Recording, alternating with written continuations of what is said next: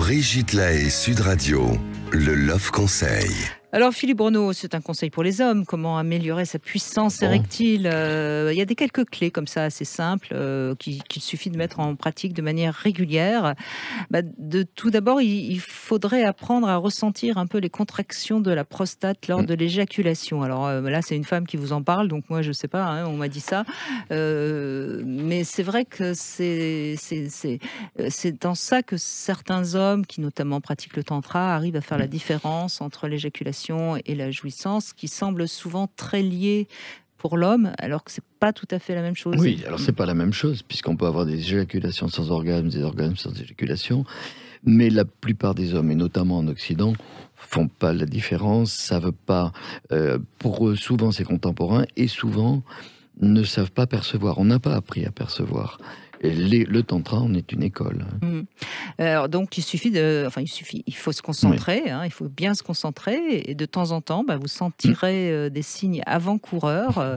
C'est presque une sorte de marche arrière que je vous propose, et qui donc va vous faire marcher mieux après.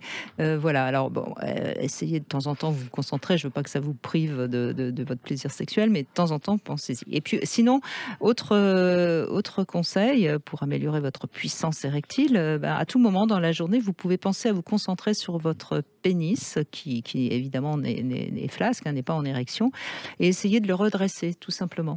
C'est très vrai aussi, et ça c'est quelque chose, souvent quand on demande dans les questionnaires sur la sexualité, combien de fois avez-vous pensé à faire l'amour dans la journée qui précède? Quand on a 20 ans, oui, parce que ça vient spontanément. Au fil du temps, c'est un entraînement. Ce que vous dites est très important pour tous les hommes qui nous écoutent. Voilà, et puis améliorer ce petit moyen d'essayer de redresser votre pénis, c'est un jeu qui va améliorer votre sensation avec votre bas-ventre. Voilà. Alors après, on peut évidemment entrer en meilleur contact avec son bas-ventre, avec la respiration abdominale. Il y a des hommes qui ne savent pas respirer avec le ventre, avec le bassin. Et c'est souvent le cas d'ailleurs des éjaculateurs précoces qui ont une respiration très thoracique. Donc c'est important. On gonfle son ventre. C'est la respiration des anxieux souvent, alors on leur apprend effectivement. Il faut gonfler son ventre et puis souffler en tentant de redresser le pénis. Voilà. Et puis, autre petit exercice, oui, mais ça marche tout ça. Masser avec de l'huile votre pénis jusqu'au moment où vous sentez que vous risquez d'éjaculer et vous vous retenez en inspirant et puis ensuite vous soufflez.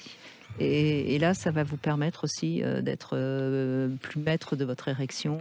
J'essaie de le faire, là. Mais... Non, c'est pas le moment, Philippe. Non, ce n'est pas le moment. Il faut s'entraîner toute la journée, Brigitte, vous avez dit. Non, mais quand vous êtes dans les embouteillages, plutôt que de pester contre Anne Hidalgo, faites ces exercices et puis ça...